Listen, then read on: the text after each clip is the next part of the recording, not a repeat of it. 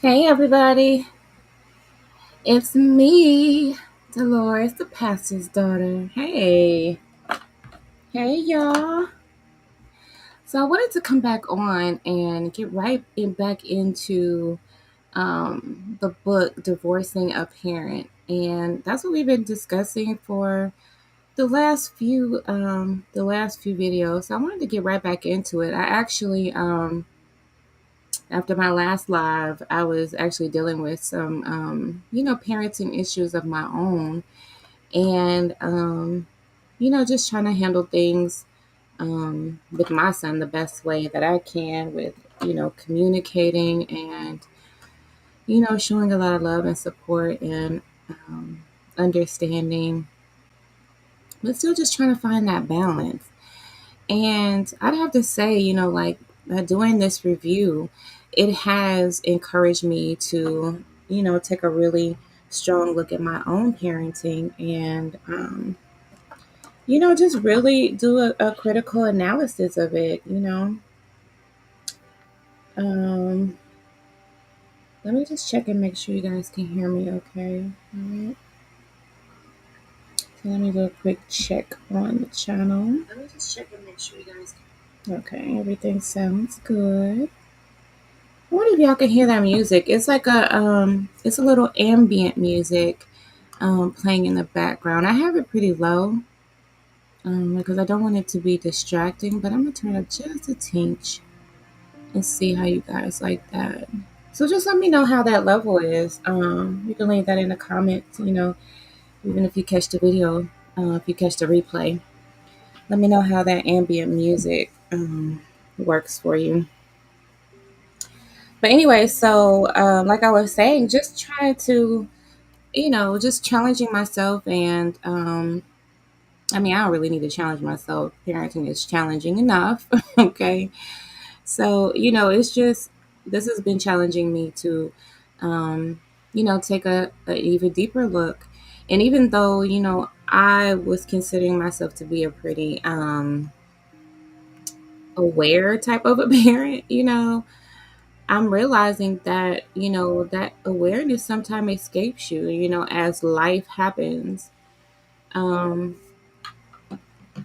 so, it's really important that we have these moments like this where we just kind of are able to just take a strong look at ourselves, even as we are analyzing other people's, situations and what they deal with. So, and I just think it's like it's a blessing, I believe, and I really truly feel like this will um, make a lot of families and relationships stronger. I really truly believe that.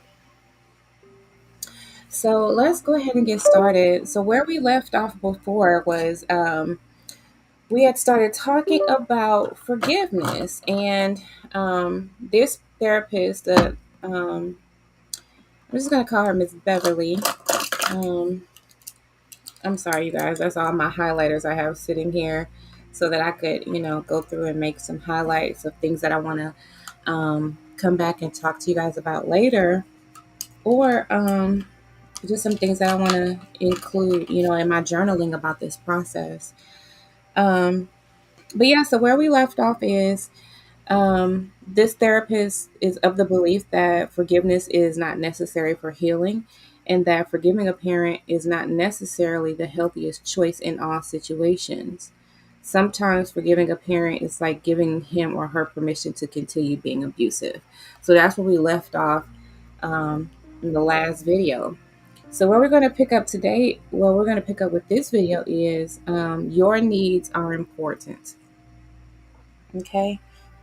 And I just felt like this was really, really on time. And like I was saying, the author really gave a lot of care and consideration when she wrote this book. I really feel like that because it's everything so far. It's everything that a person would consider while they're debating this process of whether to cut ties with the parent.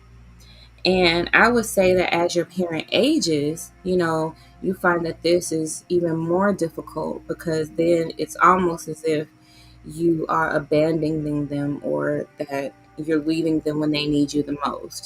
So, that also becomes a factor as time, progresses as you get older.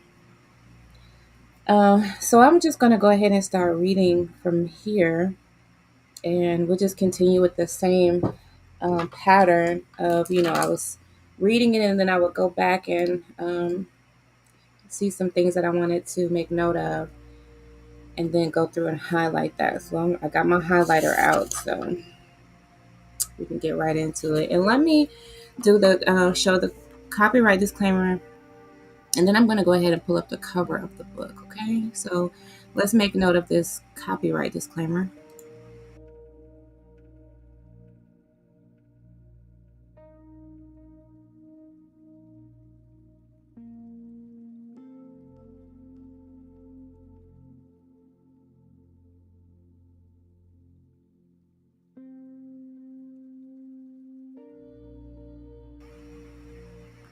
Seems like this picture timed out. Let me pull this picture back up so that you can see this book cover. Look at that. All right, so let's get right into it. Okay. Your needs are important. Aside from the pervasive belief that we should forgive our parents, there are other reasons why it can be difficult for you to give yourself permission to consider divorcing a parent. To divorce a parent is to make a strong statement that you are terminating the relationship as a way of taking care of yourself. I like that. I'm making note of that. I'm going to make note of some stuff as we go, you guys. In our society, we are often taught that it is selfish to think of ourselves and our own needs first. In addition, many people who decide to divorce a parent grew up believing that their needs were not important. If they took their needs to their parents, they were often ignored, rejected, or told that they were being too demanding or selfish. Because of this, they learned to hold back their needs in the same way that they learned to hold back their feelings. They were taught to take care of their parents' need instead of, excuse me, their parents' needs instead, and in some cases, to actually serve as parents to their parents. These children were often given such nonverbal messages as, I can't meet your needs, I have too many of my own, or I didn't get my needs met when I was a child, so you have to take care of me now. Further, most parents in dysfunctional families are not good role models to their children in how to properly attend to one's own needs. You may have watched helplessly while your mother was brutally beaten by your father, only to watch her take him back again and again.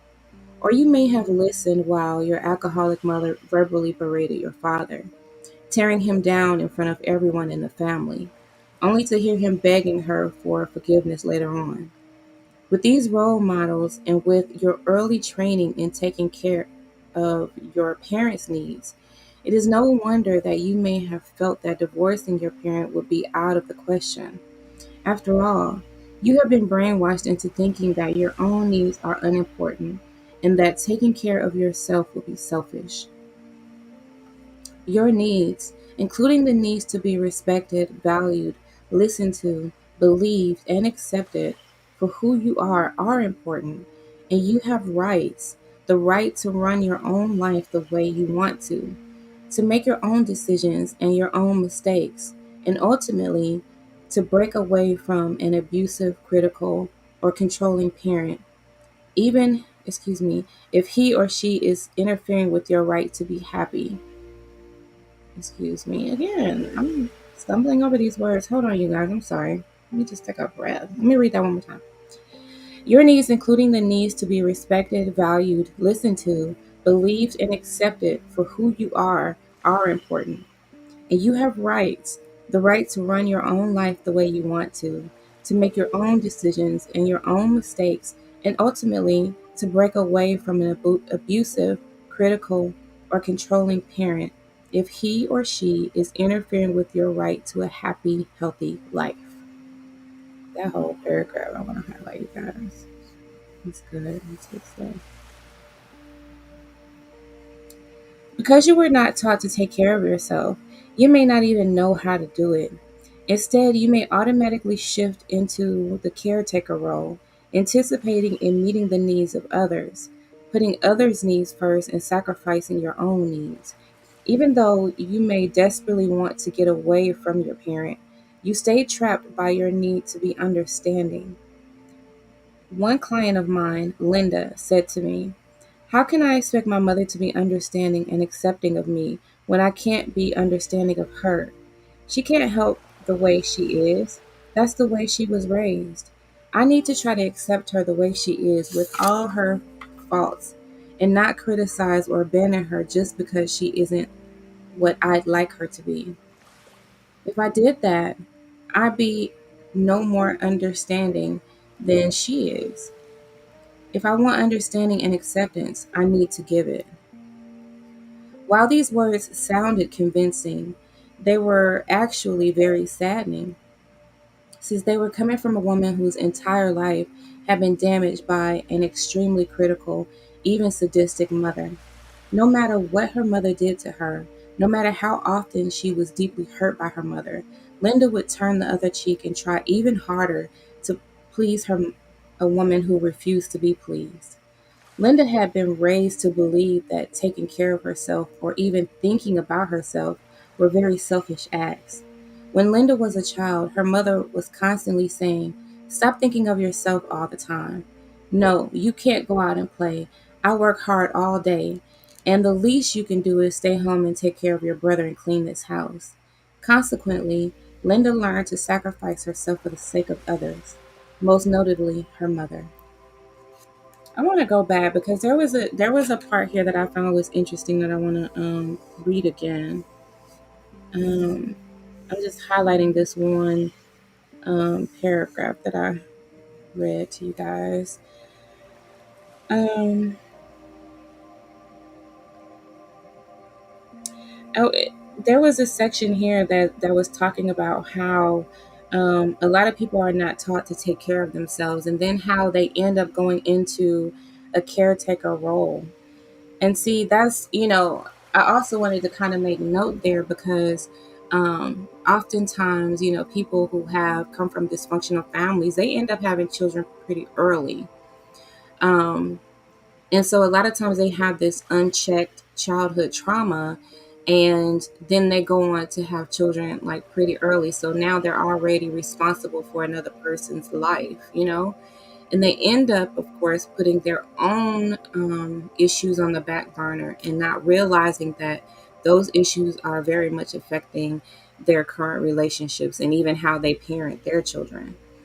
So I just wanted to make a note of that there, that I thought that was, something um, that needs to be considered when you're going through this process. Okay, so the next section is divorce is divorce. Another reason you may have had a difficult time giving yourself permission to consider divorcing a parent is that you feel that you must keep trying, that you must put up with your parents' behavior no matter how destructive it is.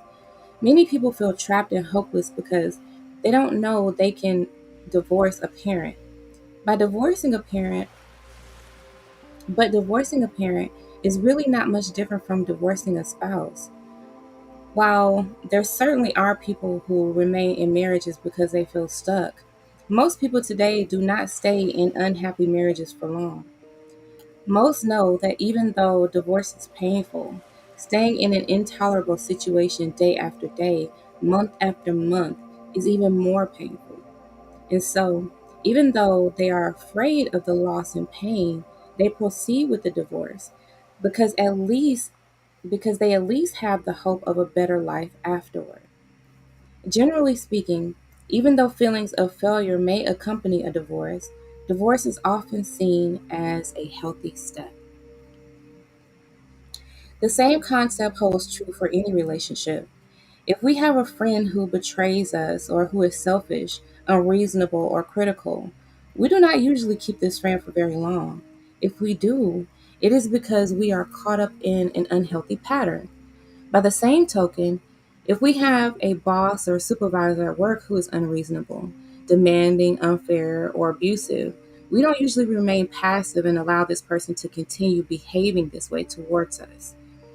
If all our attempts to resolve the problem fail, the healthy thing to do is quit the job, however reluctantly, because we refuse to be treated so poorly. This kind of action is seen as an assertive one, based on the ability to value ourselves and on the belief that we deserve better treatment. When it comes to divorcing a parent, however, the rules somehow change. The decision to divorce a parent is usually not seen as a healthy one. People who decide they can no longer tolerate unfair or abusive treatment from their parents are frequently regarded as selfish children who think only of themselves and who are not magnanimous or patient enough to cope with a few difficulties. Y'all, now this one is definitely something to make note of. That's why it's so very hard to consider to begin with, because you think like, I'm being selfish. Like, how can I be this way to the person who is responsible for giving me life, for bringing me into this world? And so it adds such you know, a challenge to the situation. I'm going to continue reading. Blood is thicker than water, you may say. My parents will always be in my life, and that's the way it should be. Does that mean that no matter what a person does to you or how unhappy you are with him, you must continue the relationship because he is your parent? Why should we put up with behavior from a parent that we would never tolerate from a friend or a mate? We have just as much right to divorce ourselves from a parent as from a spouse. It is exactly the same concept. Think about the reasons why people divorce. In most cases, it is because one or both parties are so unhappy with the relationship that they want out. They may have found that they cannot resolve the problems between them, or they may simply have discovered that they are so radically different that there is no way to get along. Perhaps one feels so hurt by the other that he or she feels unable to forgive and forget. If the spouse continues to be verbally, physically, or sexually abusive, divorce becomes a question of survival. Or one partner may find that the other is an obstacle to their personal happiness and well being. These are exactly the reasons why adult children sometimes divorce their parents. See, that's very important for us to think about too. It's the same concept. And when someone was asking me why I was using the word divorce, I was using that before I even discovered this book, you guys. I didn't even know that this book existed. And then I just started searching because I was just thinking like I cannot possibly be the only one who has gone through this or who feels this way. I don't really feel like there's anything new under the sun. And so I think that's why it's also important for us to document our experiences. And when you document, like, because this book exists, it, you know, it helps me to approach this process more carefully, more thoughtfully, right? And with the understanding that I'm not alone. So now I already feel better. I already feel better knowing um, that someone went through this and they thought um, of the future enough. They thought of people that would possibly read this book and never even meet them. Or she wrote this book in 1990. I was what 10 years old. Like, I was 10 years old when she wrote this book. And yeah, I was thinking about getting away from I was thinking about getting away from my father then. But who would have known that now in 2022 that I would be, you know, needing this information and just thanking God that I discovered it, that He revealed this to me. Okay, so let's continue. It is important that you realize that all the reasons why married people divorce are just as valuable when it comes to divorcing a parent. And it is even more important that you realize that the decision to divorce your parent may be the only available alternative when the relationship is so destructive that you must choose between your health, both emotionally and physical, and your parent. Y'all, I wrote almost exactly the same line in my book. Like, you guys won't even believe this. Like, I wrote exactly that line, like almost exactly that line. And I'm telling you, I had not even discovered this book yet. Like, it is wild how um how a lot of people have gone through very similar experiences. It's just wild. I was actually looking for, and I'm thinking I put it in. I was trying to remember exactly where I put that. I actually went through like one time. It just was like just reading my book, like because some like I've been working on the book for I don't know probably about 3 years total of like when I started doing like research and started making recordings and stuff like that, just trying to document. And so sometimes I forget where things are, you know. So like it just helps me like go back through and just refresh myself on where I put everything. It's just amazing. But I wrote nearly like this exact same line about how I had to choose between my father and my health and my sanity. You know, I had to make that hard decision, and it's like it's an impossible decision. You know, but because either way it goes is gonna suck. You know, it's like it sucks regardless. So you know, it's like that's what makes it almost an impossible decision. Because either way, it's just terrible.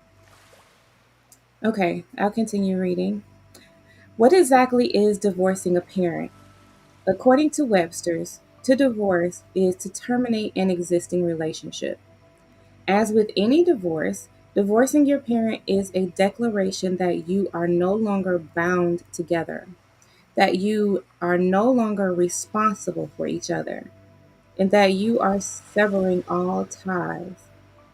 It is also a declaration of the end of any attempt on your part to forge a close bond. In some cases, it means the cessation of all contact, while in others, it means a reduction of the contact to important occasions like weddings and funerals, or to special holiday greetings such as Christmas or birthday cards. Either way, as Howard Halpern, the author of Cutting Loose, an adult guide to coming to terms with your parents, writes, it marks the end an of any frequent let me start over. It marks the end of any frequent, regular, or expected contact and an abandonment of further attempts to wrestle emotionally with your parents about the nature of the relationship. I'm gonna read that again. It marks the end of any frequent, regular, or expected contact and an abandonment of further attempts to wrestle emotionally with your parents about the nature of the relationship. Like that whole paragraph needs to be highlighted, y'all. Whole paragraph. Okay. Isn't there some other way that adult children can resolve their problems with their parents instead of going to the radical extreme of divorcing them, you might ask? Can't therapy or 12-step programs help them to let go of the past or to learn healthier ways of communication? The answer to this question is both yes and no. Yes, therapy and 12-step programs can certainly help adult children let go of the past and learn healthier ways of relating to their parents. But adult children often find that they cannot do it alone. Just as in a troubled marriage, both people must be willing to work on the relationship in order for it to be mended. Unfortunately, many parents are so stubborn or so dysfunctional that they refuse to look at themselves and refuse to change. Y'all, okay, have y'all have you or have you not seen this in my situation? When this occurs, the burden falls on the adult child to somehow adjust to the way the parent is, a burden that is sometimes impossible to bear. Unable to accept the way their parent treats them, these adult children are forced to divorce themselves from their parent in order to ensure their own health and recovery. Wow. And I just wonder like what parent in their right mind would just even want that, that wouldn't do everything in their power um to fix this, to fix situations like this. It's crazy. And I just, I like to think that if I ever, because we know that nobody's perfect, people make mistakes. Every kid is different. So even if you think that you did good with one, you could totally screw up the other one. You know what I'm saying? Or you can you have kids who are totally different from each other. And it's a lot. Life happens, things, situations are different, you know. And it's just one of those things, that but I would just like to think that I would do everything, like everything. I like to think that I wouldn't let it get to this point. But if I ever, God forbid, was ever at that point with my kids, I just, I mean, to even know that they are considering this, that it's either a relationship with me or their health. Oh man, like that would be devastating. Okay, I'm going to continue reading. We're at the next section now, and the title of this section is Looking for Reasons in All the Wrong Places. Okay, let's go. It is important to be aware of some of the negative motivations for divorcing a parent, as these are guaranteed to cause you further pain. The purpose of divorcing your parent is to take care of yourself, to protect yourself from further damage and pain, and to help facilitate emotional separation. It is not to punish, blackmail, or try to control your parent. Stated simplistically, divorcing a parent should be something you do for yourself, not something you do to your parent. Some of the following reasons given for divorcing a parent are positive and self-affirming, while some are negative and self-defeating. Which do you think are the positive ones? Okay, let's go through this. Let's go through these examples, y'all. And then we're gonna see which ones. This is the question. It says some of the following reasons given for divorcing a parent are positive and self-affirming, while some are negative and self-defeating. So we have to figure out which ones are the positive ones, okay? Number one, I'm tired of trying to make my mother see how she ruined my life. She just gets defensive and refuses to listen. I'm so angry with her, I could scream. In fact, the last time I talked to her on the phone, that's exactly what I did. I decided then that there, I decided then and there that I would divorce her. Maybe then she'll miss me and be sorry for what she's done to me. What say you? What say you, the people? I think I think this sounds pretty negative and self-defeating, right? And that's because, she says, I decided then and there that I would divorce her. This is after she says she screamed at her mother. Then she says, I decided then and there that I would divorce her. Maybe then she'll miss me and be sorry for what she's done to me. So that sounds like she's doing something to the parent, trying to show the parent, how she feels and that she was wrong. So that definitely does sound like it's a punishment. Hey, Yassie. Oh, thank you for listening. Thank you for tuning in, honey. Yes. I had to take a couple days, honey, and work on my own mental health. Sometimes I be needing a mental health break. Okay, so we are on number 2, y'all. Okay, so number 2 is I have to divorce myself from my father for my very survival. I can't stand any more of his deliberate undermining of recovery. Excuse me. Let me read that one more time, you guys, 'cause I'm already messing up. I have to divorce myself from my father for my very survival. I can't stand any more of his deliberate undermining of my recovery.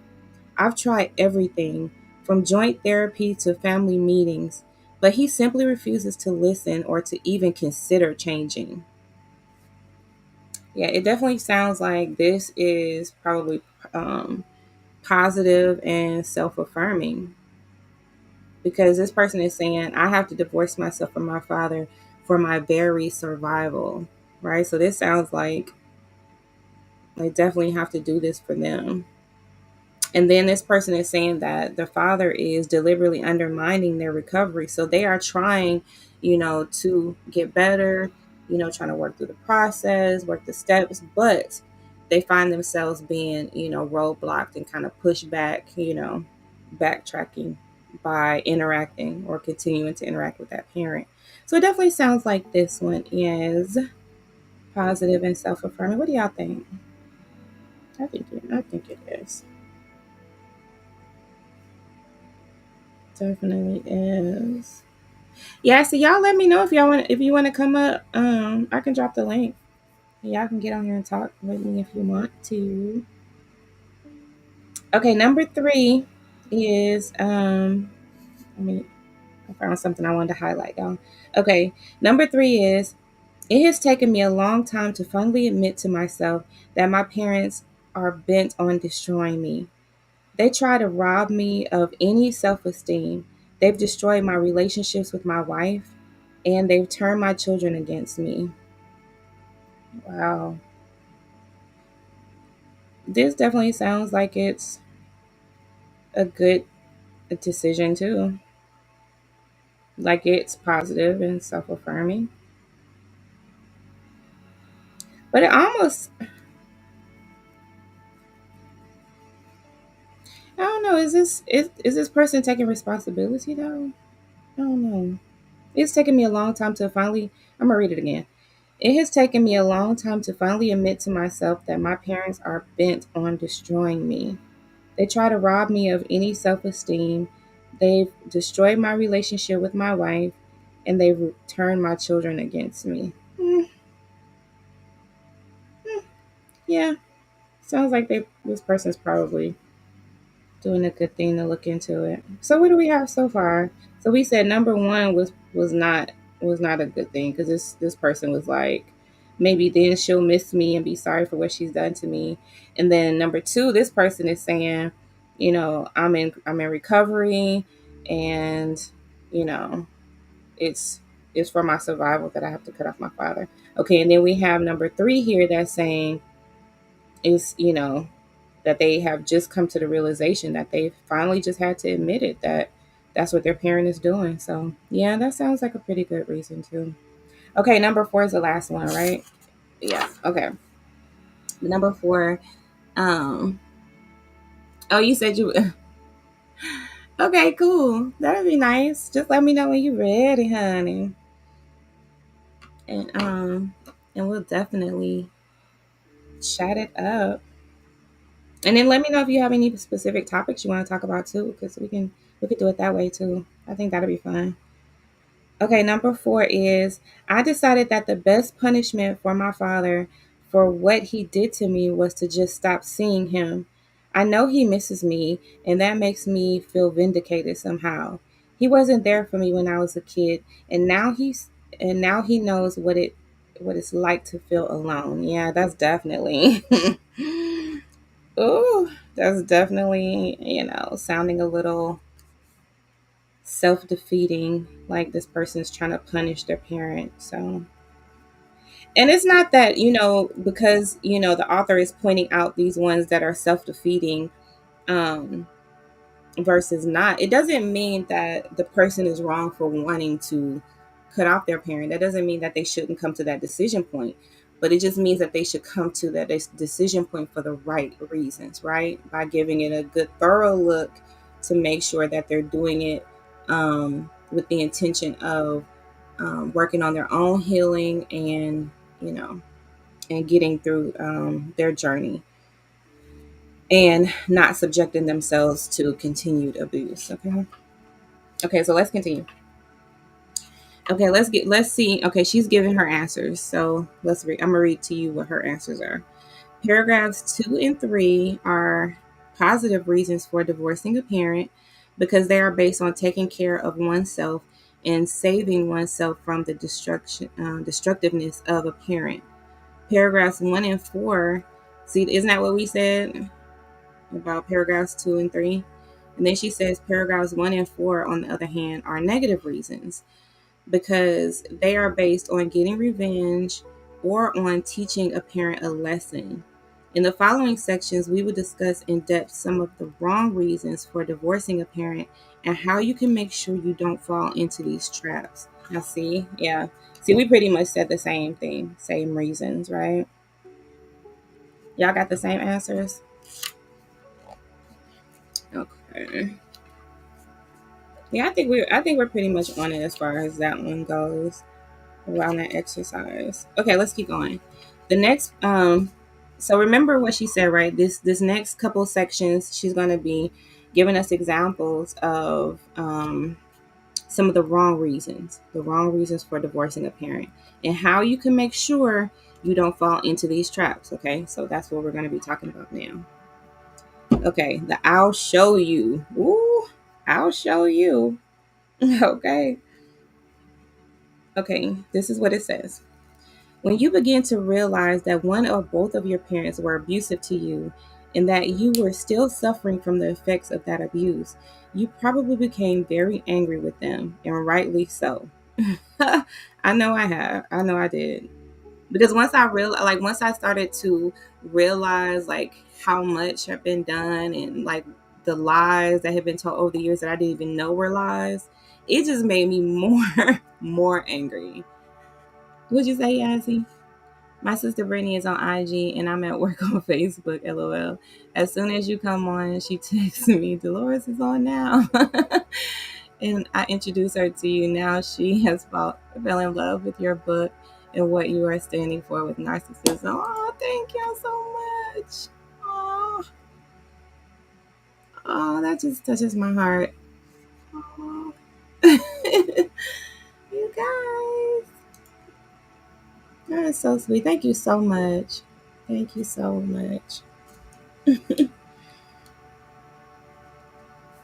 is so cool. So y'all are definitely gonna have to come on with me. You don't have to get on camera or anything. You could just get on and just talk. So we're gonna have to schedule that so we can get to know each other.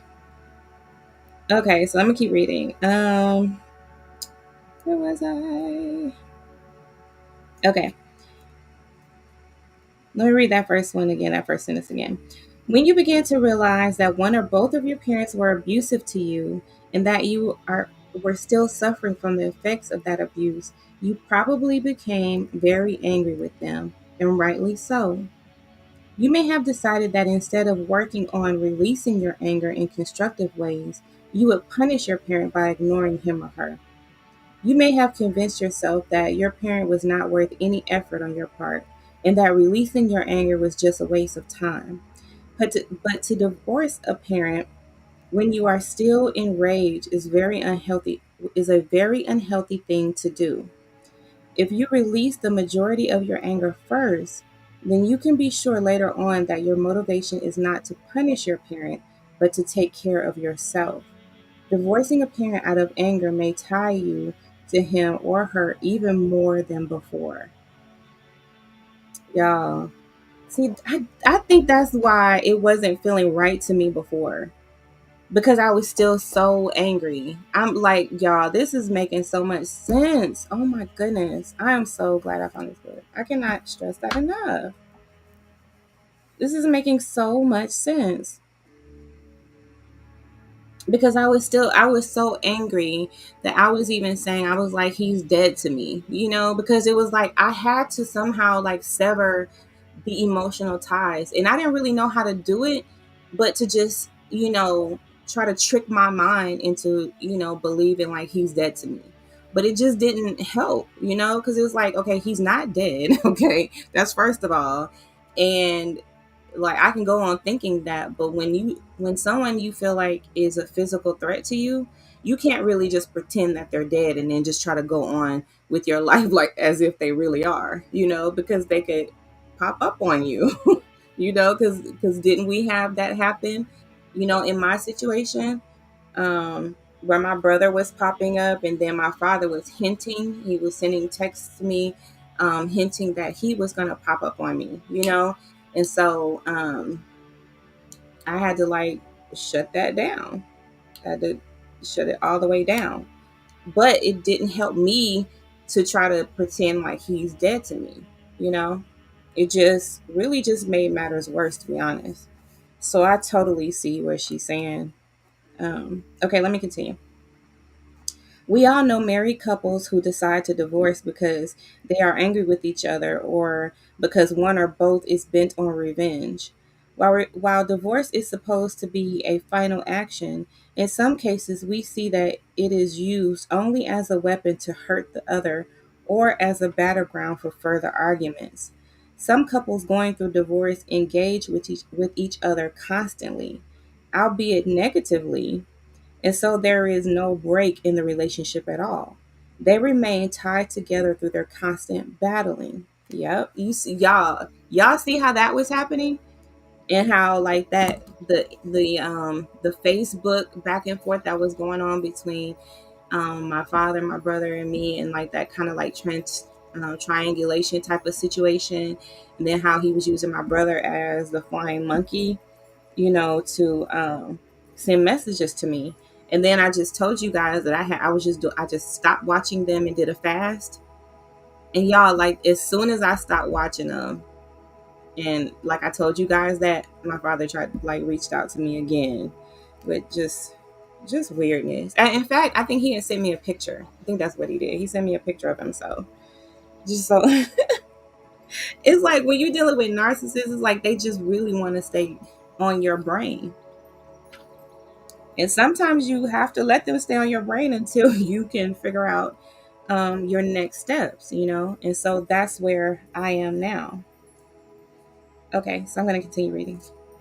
With the help of a professional therapist, you can find constructive ways of releasing your anger so that your decision to divorce will be based not on anger, but on your need to do the healthiest thing for you. Until you have released a great deal of your anger, you may continue to stay cut off from your other feelings toward your parent, such as hurt and love. If, for example, you do not know that you also feel hurt by your parent, you may not know that you also have love for her. Your anger may keep you stuck in hating her. No matter how abusive your parent was or still is, because she is your parent, you will probably always love her.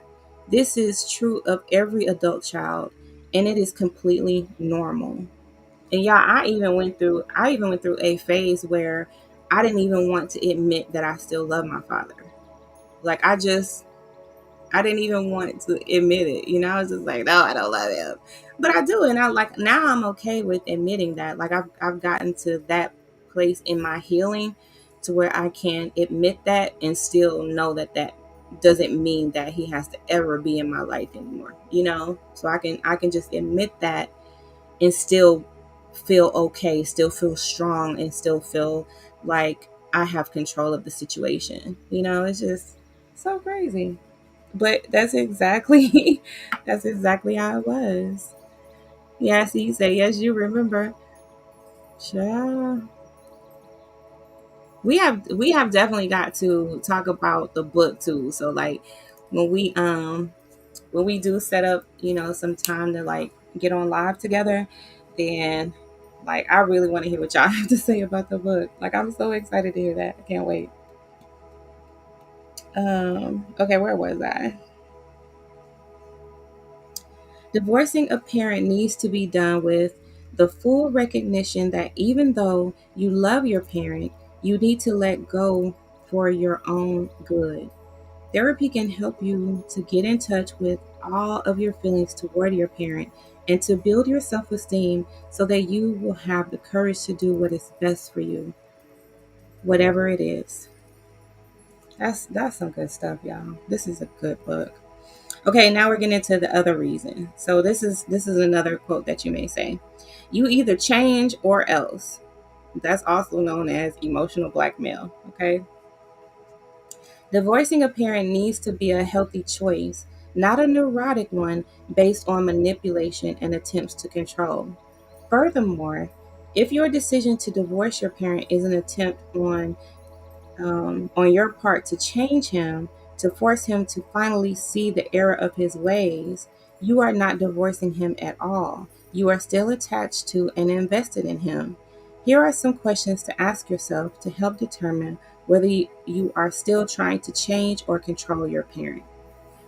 I see, like you guys see that in like some of the things that I do. Like there's still like an outcry that um that I kind of like from time to time just kind of slip back into, where it's like, I know that he watches, so it's like, why isn't any of this kind of permeating? Why isn't any of this kind of like penetrating his heart to where like, why doesn't he see any of this? And even though I know he won't because he hasn't, and it's been 41 years, you know, it's like it still is a part of me that feels like he should, and still wants that, like still um not like want it, like really want it, but just kind of like on an emotional level I still want it, like that, if that makes any sense.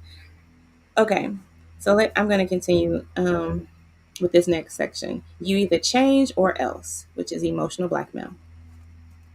Divorcing a parent needs to be a healthy choice, not a neurotic one based on manipulation. And okay, I already read that part.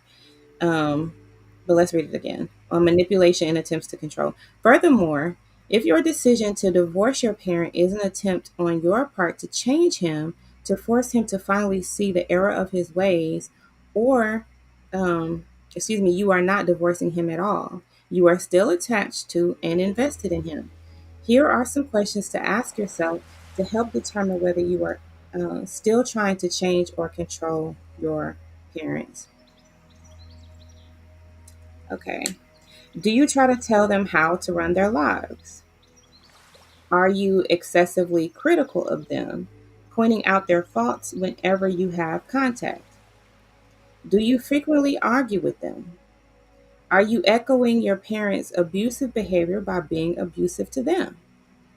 Do you constantly rehash with them what they have done to damage you, belaboring the same issues? Do you continue to blame your parents for all your current problems? Do you believe that the only way you are going to feel better is for your parent to change? These are some really good questions. These are some really thought provoking questions because I can see how I have gone through like all of these, like every last one of them. Let's read them again. Okay. Do you try to tell them how to run their lives? Yes, and have. Are you excessively critical of them, pointing out their faults whenever you have contact? Do you frequently argue with them? Are you echoing your parents' abusive behavior by being abusive to them? Mm. Do you constantly rehash with them what they have done to damage you, belaboring the same issues? These are some good questions. But I don't think we should feel bad if we did do this, though. I'm just gonna go ahead and say that now. She'll probably say that, but I I don't think that we were wrong, But um, as you work through your healing journey and work through this process, then you can um, you can kind of, take an analysis of that and change these things if that's what needs to happen, like work through these issues. And then the last two questions were do you continue to blame your parents for all your current problems? And then the last question, do you believe that the only way you are going to feel better is for your parent to change? Wow. So y'all like I really want y'all to do like an analysis of this. Like, do you like I have gone through this. Like I would blame my parents for, well, not both of them, but well, I would blame both of them too. I definitely did that. Um for current problems. Yeah. But I think that I've, kind of like really developed in a lot of these areas. I think so. Anyway, okay, let's continue. Okay. The next part goes, um, the more you try to control, the more out of control you will feel. And the more out of control you feel, the stronger will be your desire to control. Attempting to control your parent will only leave you increasingly frustrated and confused.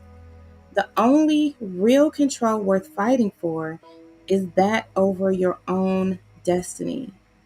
When you were a child, you did not have control over your life.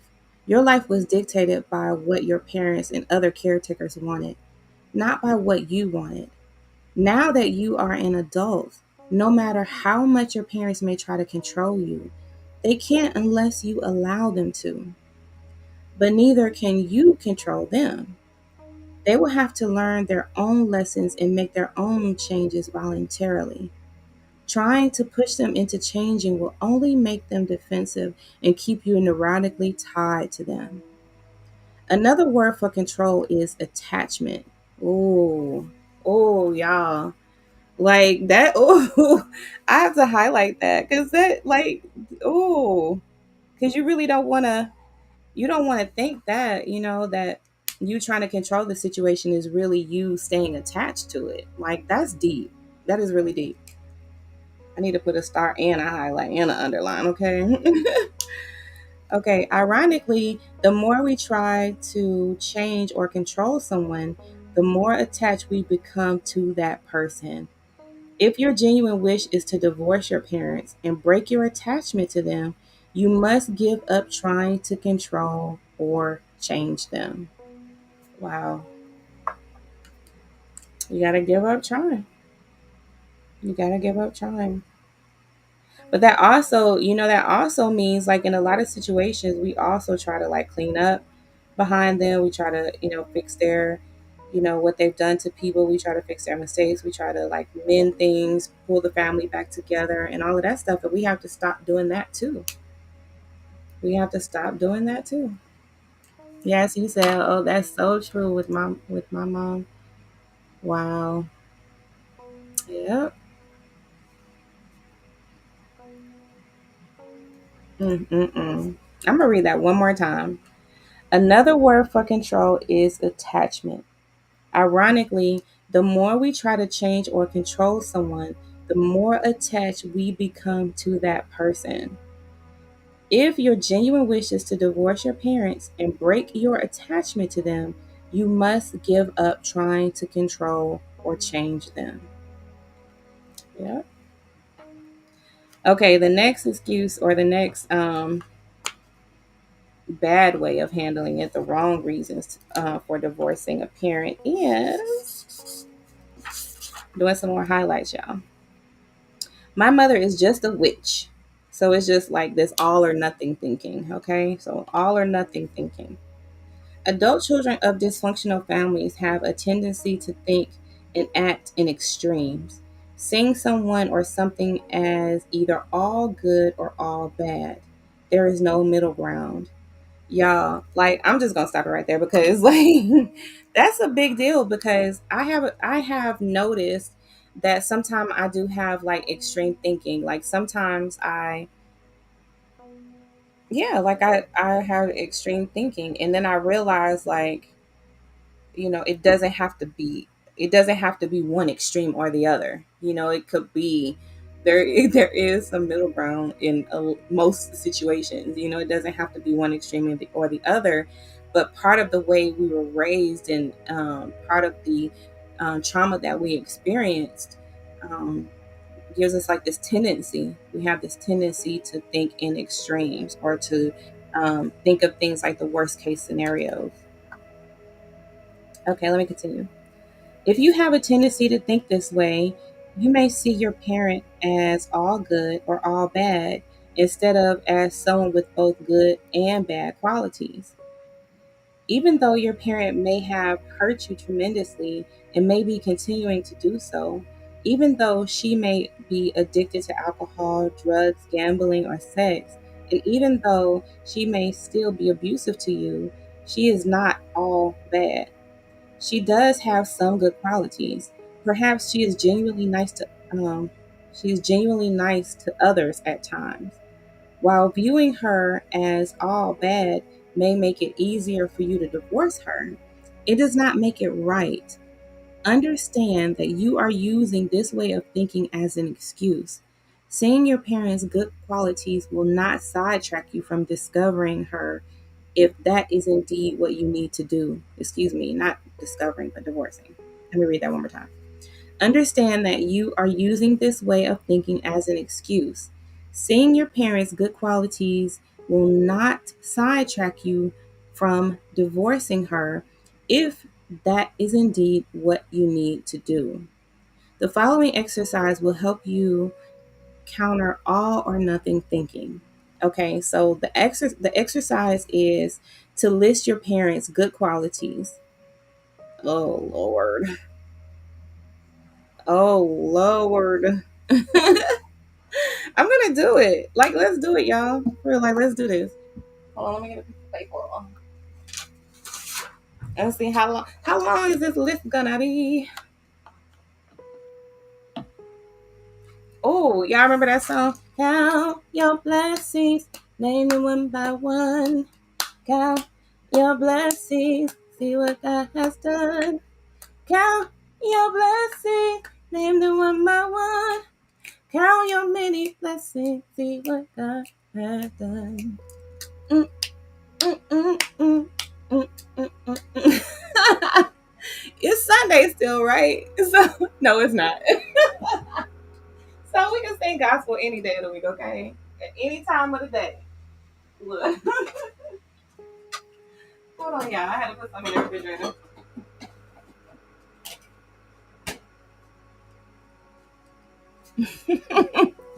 Count your blessings, name them one by one. Count your many blessings, see what God has done. Mm, mm. All right, that's enough. Okay, so let's list some bad qualities. Mm-hmm. Oh, this list could be real long. Okay, manipulative, manipulative, controlling, violent,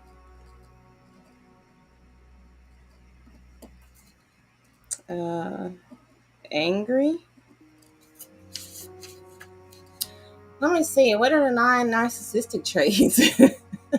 Grandiose sense of self-importance, fantasies of unlimited success and power, excessive need for admiration, sense of entitlement, interpersonally exploitative. Like, the list can go on and on. Okay, the list can go on and on. What you say? Yes, but you getting your shouting on. Yes, honey. Count them blessings. Okay. I think we have enough bad qualities, you guys. Like, come on. Like, I wrote a whole book already. So let me list some good qualities. Cuz I feel like I think in the book I did a pretty decent job of like being fair as far as like good qualities. I think I did, but let's just go down the list. Okay, so he's charming, right? He's handsome, funny. I think he's talented. I think he is charismatic. Um, I think he like has the ability to like light up a room. Like he can like when he walks in a room, I think like he is a presence. It wasn't always a good presence, but it was, like sometimes it was. Sometimes it was like he brought the funny. He brought a little bit of energy. So he could be high energy at some times. What else, y'all? What else? He he was generous and like as well, like sometimes generous. See, this is the challenge, okay? Let me just say this. This is the challenge. So my father had good qualities, but they were tainted. That's the thing. So it's like he, even if he did good things, it's almost like, well, why did he do it? Like what are you up to? Kind of like, what's your motive type of thing. And so it's like, well, were they really good qualities or were they fake? Was this person just putting on for the sake of manipulating and controlling you? So when you're dealing with somebody like my father, like I could probably list probably like right now I'm gotten pretty much the same amount on both sides. I just wrote down a few things for real, like maybe 1, 2, 3, 4, 5, 6, 7 things on the good quality side, 1, 2, 3, 4, 5, 6, 7 on the bad quality side. So his his bad outweighed the good. All of my good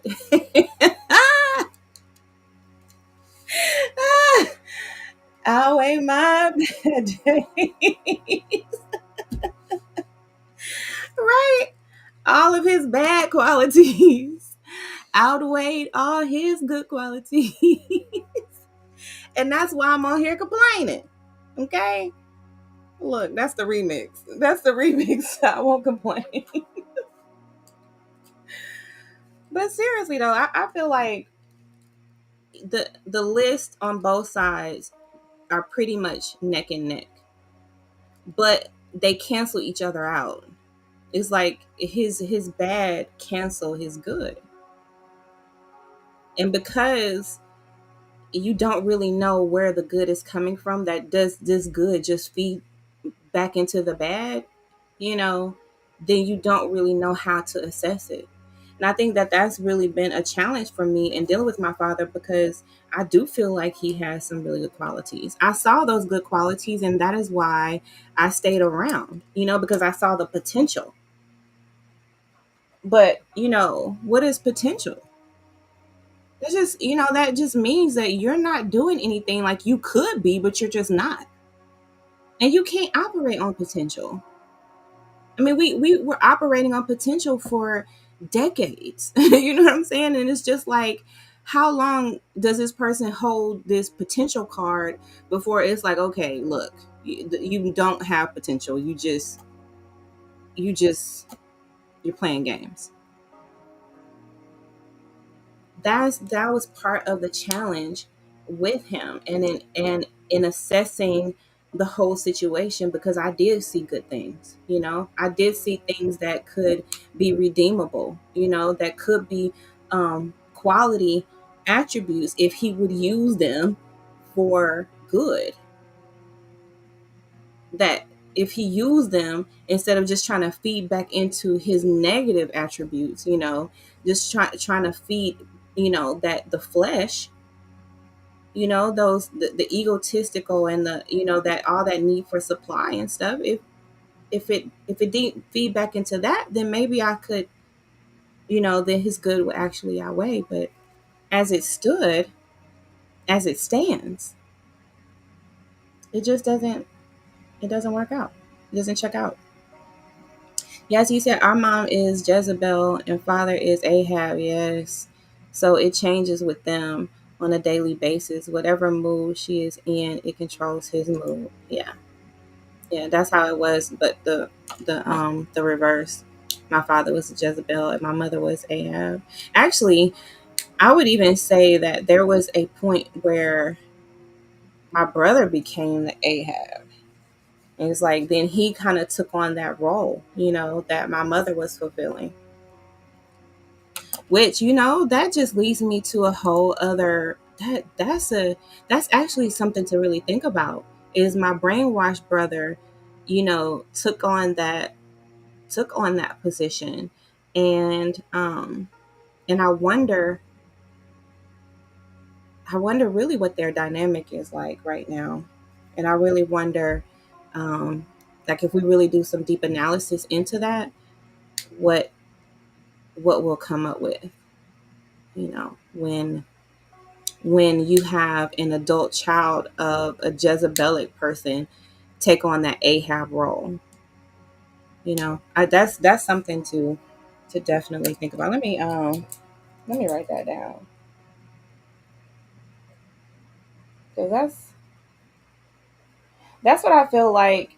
Once I get a few, but once we reach like a different level of analysis with this narcissism stuff, I want to get into it's like some of like the deeper spiritual implications of it, and like how all of that plays out.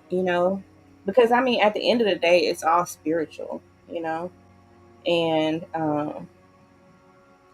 even like I feel like we have to kind of talk about it on levels. So right now we need to talk about it just right here in the physical level, like exactly what it's doing to our physical bodies, right here on earth. you know because we start to think about things just on a soul level to where we're neglecting our physical bodies right now in the present, and what the impact of things are having on us right now. Instead, we're thinking about, okay, well, when I get to heaven, or thinking about some other life, when it's like, no, the life that you're living is right now. And so, how do we handle these issues right now in the room in which we live in, and then start to think about things on a deeper spiritual level. But I think we miss the mark when we try to jump into the spiritual stuff when we just don't seem to have that mind yet. And I know that some people have that deeper spiritual mind, that discernment, and I like to think that I'm one of them. But I think that that's also part of my discernment, is knowing that you have to handle things and tackle things on a very surface level first before you can ever get to any type of higher spiritual implications. People can't think on a higher spiritual level when their present physical body is dealing with very physical present pain. Or when there's a threat to a person's physical body, you're not going to think about things on a deeper spiritual level. If someone was pointing a gun at your face right now, you're like, your life is going to flash before your eyes. You're going to think about a whole lot of things, but you're not going to be thinking about, things on a higher spiritual level, because you can't. You right at the present moment, you're in danger. Your body's in danger, or your physical is in danger, and that's what you're going to be thinking about. You're going to be trying to either get out of it, you're going to freeze, you're going to do one of those reactions, but it's going to be a very present and physical response. And so, in order for you to be able to think about things on a deeper spiritual level, you would have to handle your physical state first. And if you're in a state of trauma, or like, in a dangerous situation, then you're not going to be thinking about things on a higher spiritual level. You just can't. And I think that that's part of the devil's tactic. Creates this physical threat right here and now, so you can't even think beyond that. I feel like people who are physically violent towards anybody is definitely working on behalf of the devil, in even trying to manipulate your mind to not be able to think about things deeper and to think about how God is talking to us throughout our situations and stuff, and how he speaks to us in nature, and and all that stuff. We can't even think about that type of stuff until we handle this, you know, clear and present danger that we're in right now. Okay, now let's continue. What we did was we wrote down the bad qualities and we wrote down the good qualities so that we don't have that all or nothing thinking, right? So that all or nothing thinking is like, my parent is bad, my parent is just terrible. He's an a-hole or whatever. I think I called mine a-hole on one of my videos. No, I say he's a piece of shit. I say he's a piece of shit. Lord help me. Bless my heart. But look though, like, and I felt that and I still feel that way, okay? I'm not taking it back. Okay. I'll make no apologies for that. But, it is an all or nothing thinking. It is an all or nothing way of thinking. It truly is. Because my father was not bad all the time. He's still not. He's not bad all the time. This is why people still find it hard to believe that, I had those experiences with him. Um, because they see him as he presents as someone different to different people, because he's not all bad. Well, he's not. So that is a fair way of looking at the situation. Okay, so let's continue reading.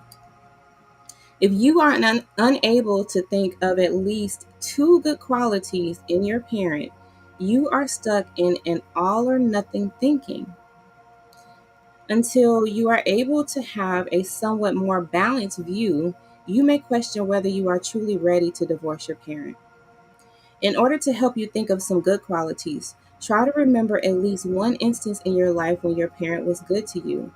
It may have been when you were a little baby, or perhaps since you became an adult.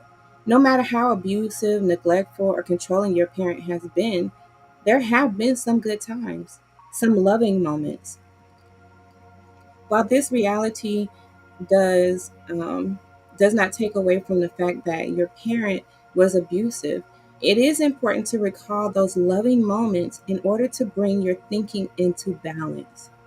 And I agree, you know, and even as angry as I have been, it is the healthy way of thinking about things. It truly is. And not that it's going to change anything in how I deal with it. It's not going to change anything, but it is a way of balancing yourself, and you should always seek to have balance in your thinking, and not this like devil's advocate thing that people keep talking about, because like the devil does not need an advocate. Okay, can we just stop saying that?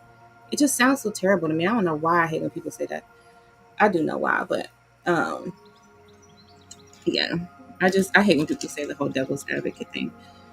But anyway, it's not playing the devil's advocate. It's just being balanced. It's just, playing balance, being balanced in the situation, and knowing that, you have to weigh things out. So like, even in the book, I talk about how my father didn't come to my high school graduation.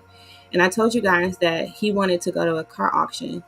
And it wasn't even really like it was a special auction. They had them like every couple weeks or something like that, maybe every week.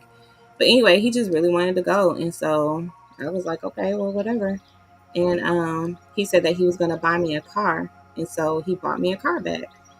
And like, anytime I ever really had any issues with cars or needed to buy cars, I pretty much always went to my father.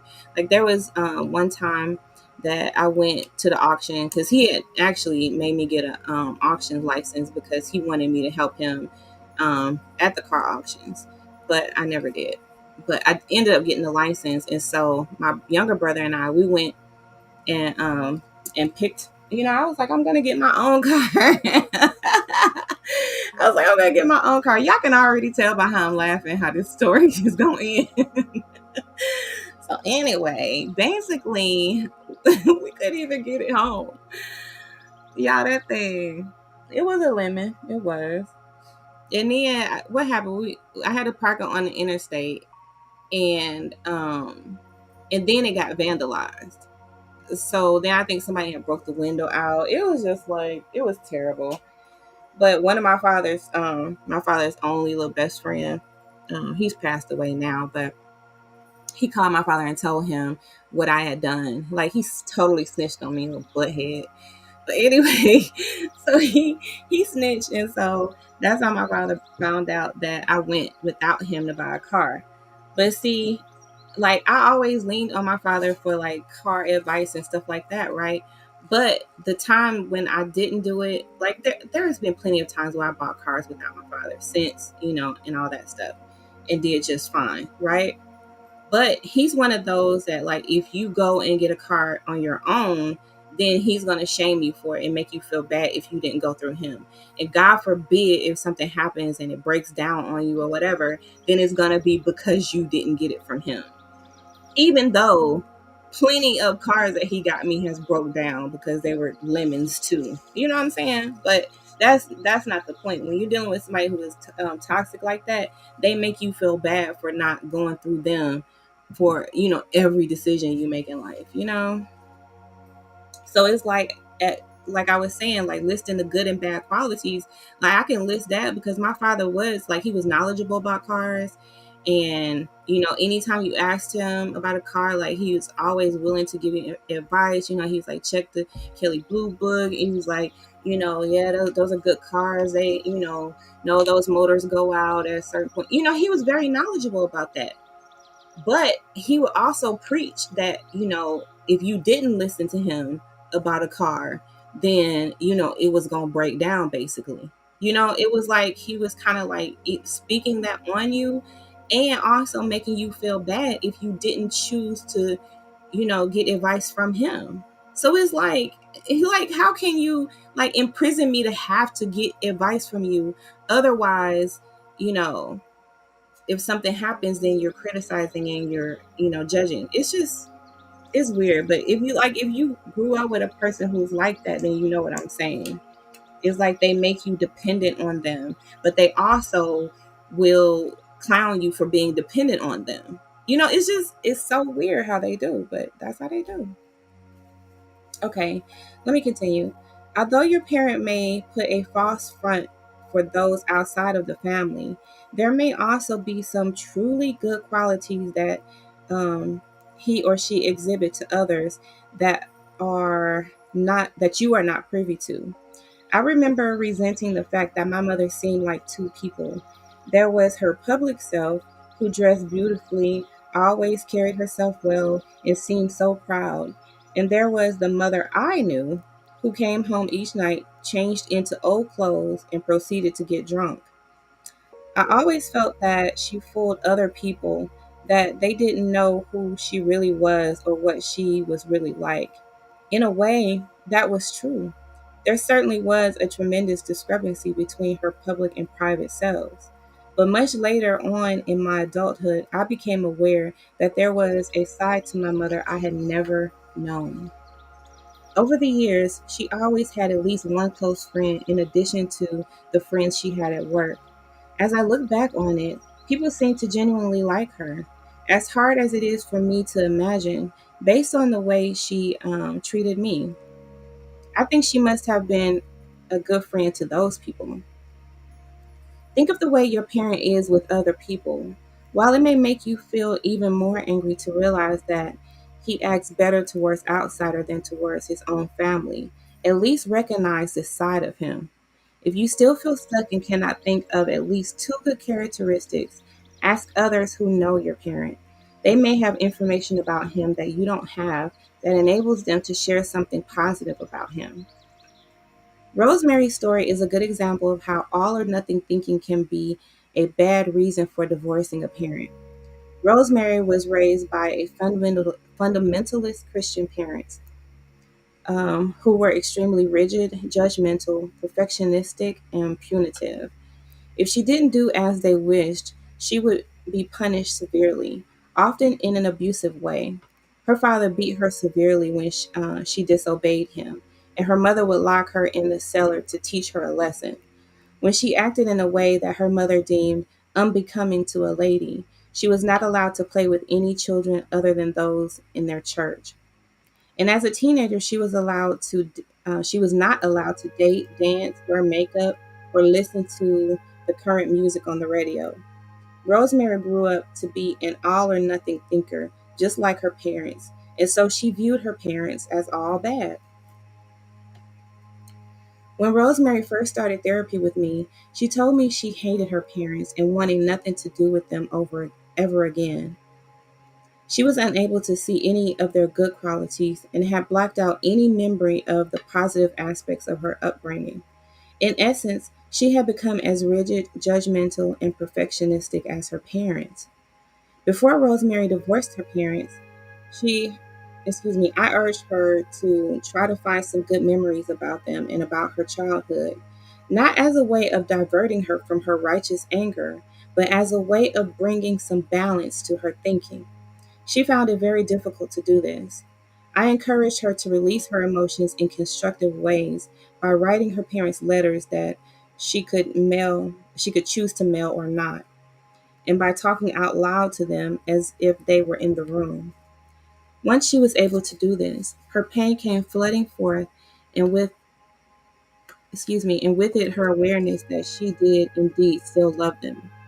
Once she was able to admit this to herself, she was also able to see some of her parents' good qualities, such as their good intentions and their genuine concern for her. Since she no longer saw them as all bad, she felt less afraid to be around them. She decided to try to spend a little more time with them and to try to look at them more objectively, both in terms of how willing they were to admit their mistakes in the past and how they treated her now.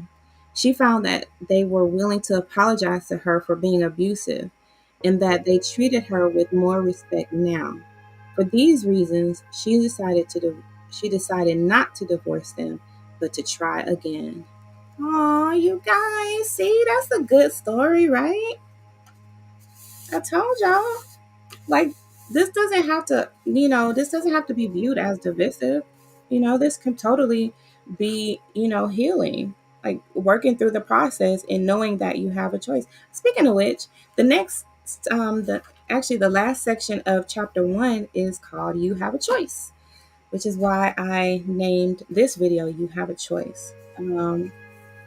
Because I think that ultimately this is what the success is in this situation, is realizing that she had a choice even to analyze both sides of the situation and then make a decision that that was best for her based on the information, based on having all the information and really being able to weigh it all out.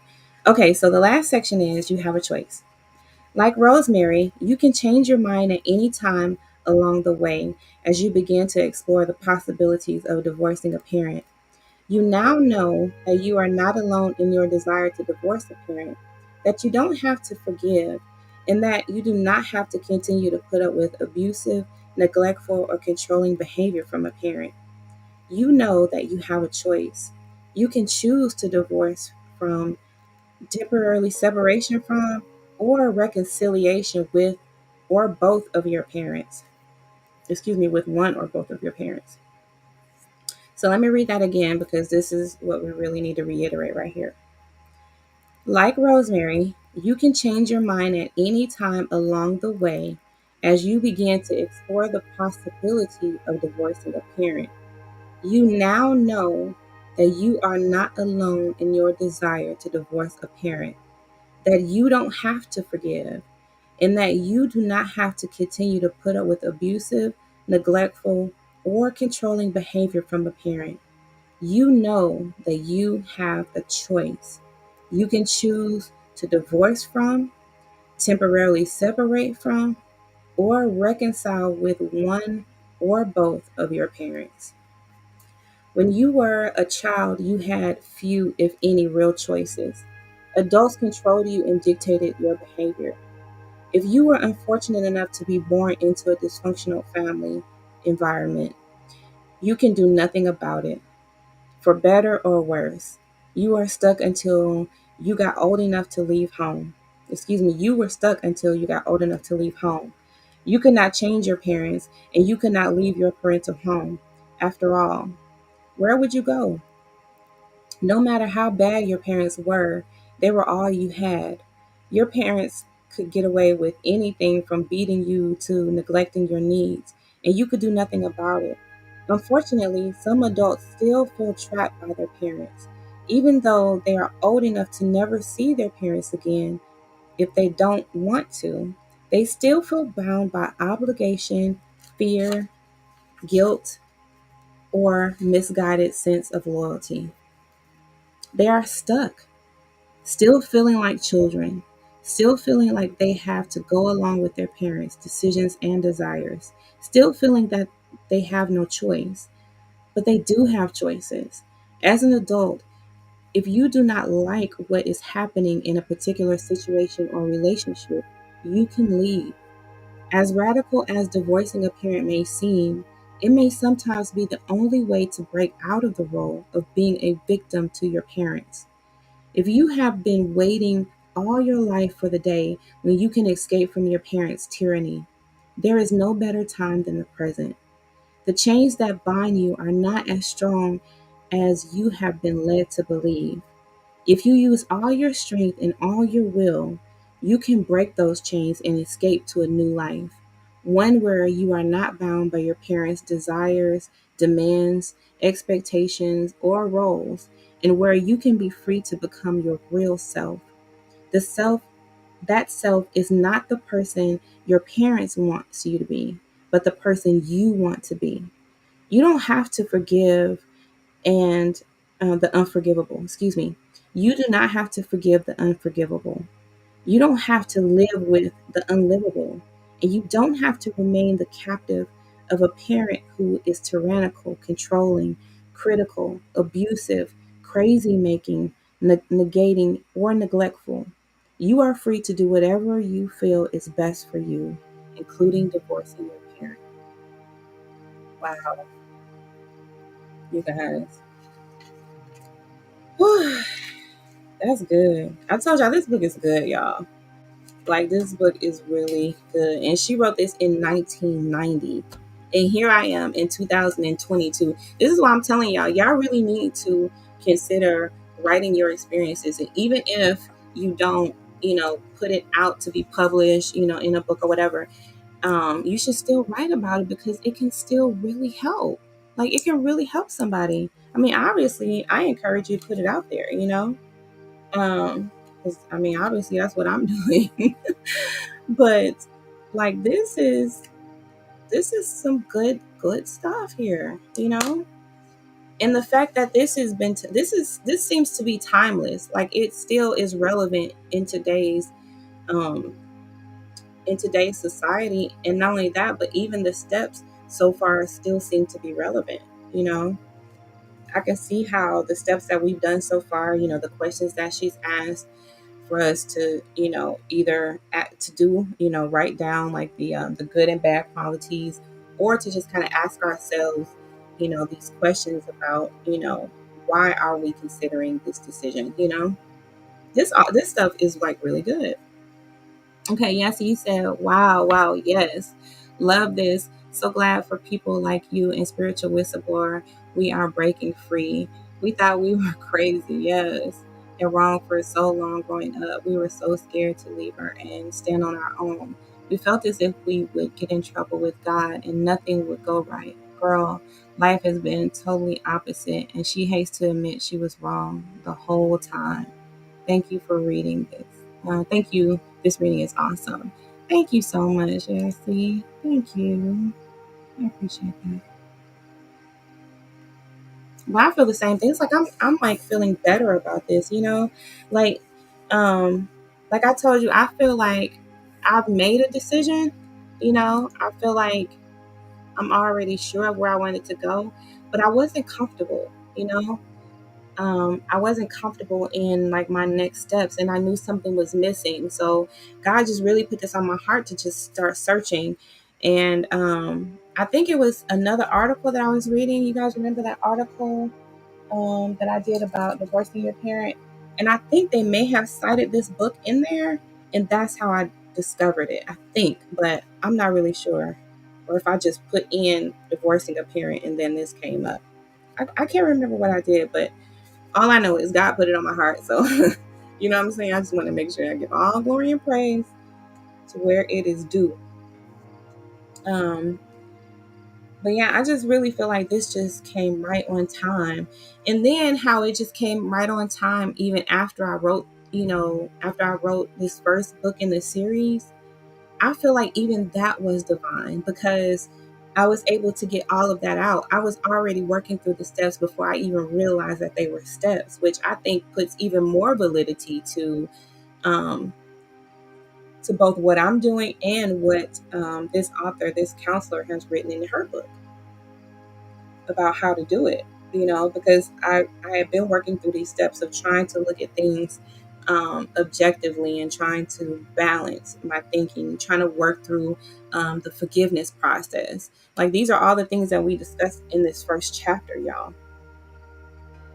And so you can see, like, when you go back on my YouTube page and how I have been working on these issues. And, you can see how, like, I didn't really know what I was doing, really, like I've just been um, taking, key things from other counseling disciplines. Because you guys know that I'm a certified counselor. Um, and so I have been taking things from different disciplines that I liked. My orientation is acceptance and commitment therapy. So I'm into that type of counseling. And so we'll have to have a discussion about acceptance and commitment therapy one day, and why I chose that. Because it goes hand in hand with my belief system and with the sicknesses that I've experienced in my life. So we'll definitely have to get into that. But I've been taking things from different disciplines and putting it together, um, trying to work, some type of process so that, um, I could figure out what I needed to do with me and my father. And you guys know that I've been in counseling too since what, 2000 and what did I say, 2012? Yeah, 2012. And and so I've been working on this for quite a while. I'm practicing what I preach. I'm practicing what I preach, which is definitely a lot more than a lot of preachers do. Yeah, I know I had to throw a little shade in there. Y'all pastors don't even practice what they preach. A mess. But anyway, like that's what the issue is here. That's what we're talking about. It all stems back to what I observed happening in the church under my father's leadership. That led me to this point ultimately. But I'm seeing how what I went through is relevant. The lessons in what I went through is relevant to anybody who has gone through these situations you know, with a person, no matter what their relationship is. So, because I'm going through this with one of the most important relationships that a person has, one of their very first, first foundational relationships that a person has, um, it adds more validity and strength to the process that I'm working through and into my story. Because if I can do this, if I can divorce my father, then surely you can divorce a friend, who is just as toxic. You see what I'm saying? So it's like you should be able to find strength um, in my story, even though my story may be different from yours. You may not be considering divorcing a parent. You may be considering divorcing a coworker. You may be considering divorcing a sibling. You see what I'm saying? And so you can take these lessons and use them in any situation where you're having to sever ties with a toxic person. Okay? So, with that being said, I'm going to get off of here and try to get me a little rest. Um, but I'm excited, you guys. I feel like this weekend of kind of just taking a little bit of time to regroup has really done me some good. And, I want to really give a shout out to my husband for, getting me out the house. And I promise you guys, when you have a spouse that also is, has a desire to serve and who loves God and listens, then, you really don't have any type of problem following a man like that. And I just really thank God that I have a man that listens to God, because he's gonna have to listen to God in order to deal with me, okay? Because like that's just how I am. I'm sure I make my husband talk to God a lot, okay? Like, God, what am I gonna do with her? I'm just joking, but probably so. It's probably a lot of truth to that. But anyway, so I love y'all, and I'll just see y'all in the morning. I hope you have a wonderful night. And you are important to me. I need you to survive. Oh, hold on, let me show you guys my book. Hold on, hold on, hold on, hold on, hold on, hold on. Oh, there it is. I still haven't put the other one up, but I'm gonna do it. I promise. I'm gonna do it. The one with the international bestseller sale. I'm gonna do it. Okay, I'm gonna do it. Okay. All right, bye, you guys. I love y'all. Bye bye for now.